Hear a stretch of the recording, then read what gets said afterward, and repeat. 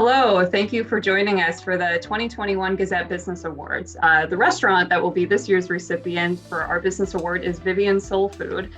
The family-owned stop for soul food in Cedar Rapids first opened in 2017, and they have seen incredible growth in the years since, even during this past year's pandemic. So to talk about all that today with me are Jerome and Briana Smallwood, who co-own and operate Vivian. Thanks for being here today, guys.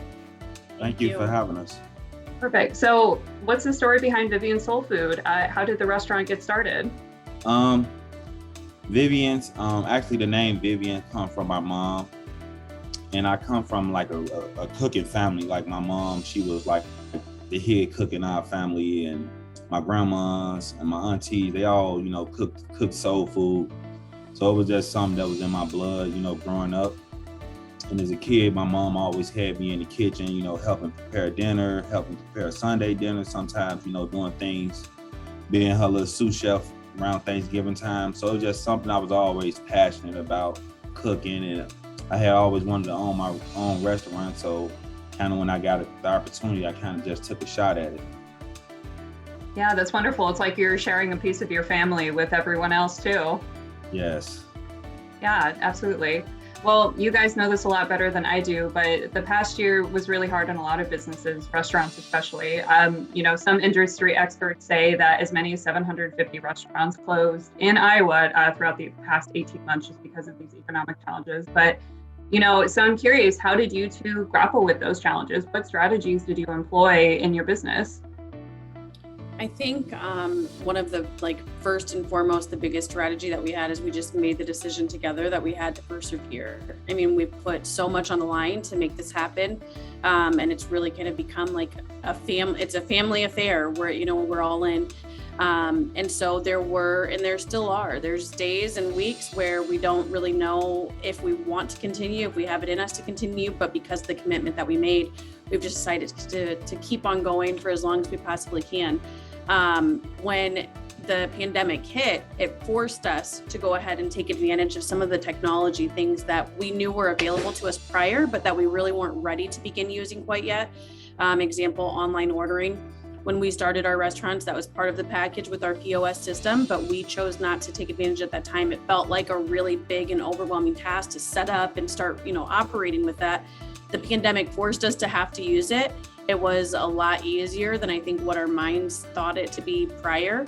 And really, it was just a ripple effect from there of using all of the resources available to us, the technology, and just kind of, like I said, persevering through it all, that here we are. And I think one of the things that really helped us out and kept us going was the community. I think Vivian's, we involved with the community, and a lot of people in the community know our story. They know us personally. So I think they felt the need to, keep us going and keep us, inside the restaurant. So I think the community played a big part. Absolutely.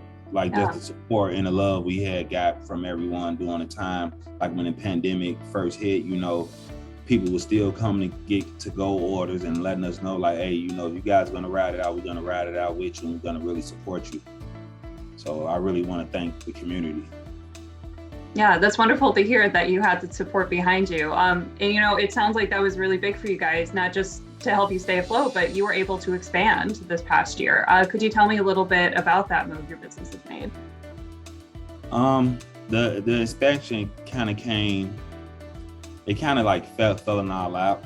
Like you said, during the pandemic, a lot of places was, going out of business. So there was some real good deals out here with landlords and different leasing companies. There was some really good deals out here. And me just being an entrepreneur, my wife being an entrepreneur that she is, we were like, you know what? This is either gonna make us or break us. But right now is a good time, to try to open up a new place.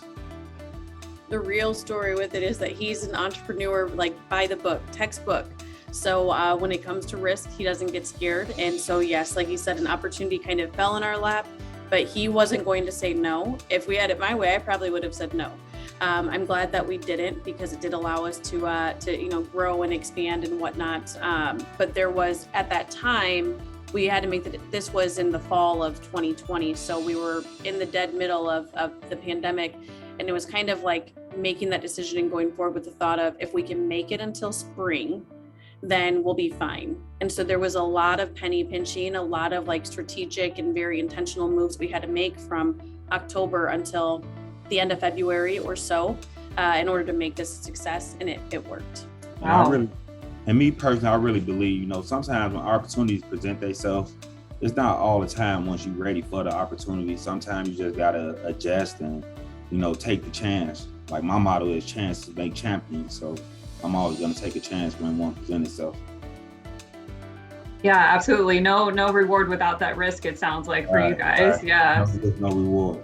Definitely. So would you guys attribute that as the reason that, you have really been enabled to succeed? Or is there anything else that you really attribute to your own personal success, this business success? I just think just our will, our determination to want to win and just keep going no matter what obstacles get thrown in front of us. We always continue to go. We don't give up. So I think that's the main thing, is just not giving up. Like, there's always a way.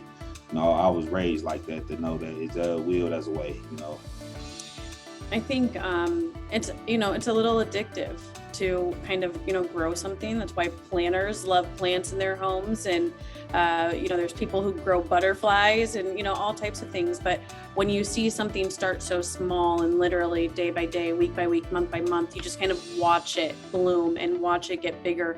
It really is kind of addictive to just be curious, like, where else is this going to go? So we just kind of keep on keeping on.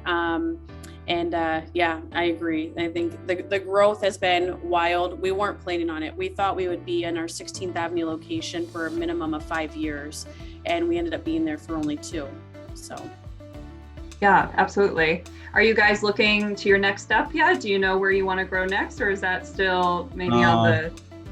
Yeah, we want to. Right now, we kind of like, okay, let's redraw up the plan, but we definitely want to continue to grow, and we definitely got some ideas that we want to, come to reality. If we weren't in the climate that we're in right now with staffing, then our next stone in our path would be right here, right around the corner. But because of where we are with staffing, it's very challenging right now to staff 1 store, let alone 2. And so therefore we're a little bit delayed, but we're firm believers everything happens for a reason. We'll take on a little more than what we think we can handle, but not too much. But yeah, the next step is coming. We definitely want to continue to expand. Yeah, absolutely. Well, any advice for other aspiring business owners or any other aspiring entrepreneurs? My advice is, you get what you put into it. As long as you work hard, don't give up. Like, I know that's so cliche to say don't give up, but really don't give up. Like, don't stop. Like, it is a story I had read in a book. I can't think of the book I read, but I remember the story about the man that was 3 feet away from goal, and he gave up and somebody else got to go, pretty much. So I always have that story in the back of my mind when I'm having a thought. So like, man, I can't do it no more. I'm ready to just give it all up. Don't give up, because you just never know when that day gonna come. That's gonna be your big breakthrough. My advice would just be that same theme: keep going, don't give up. But I think also just get really comfortable with the fact that you don't know everything. You won't know everything. Every expert was once a beginner, and so you'll definitely learn as you go. And the people that you influence, sometimes you'll have no idea, the mass that you have an impact on. And I think that that's one of like the small tokens that we continue to be rewarded with, is like learning of people who are inspired to do something more, do something bigger, do something different, behind knowing that we just kind of went for it.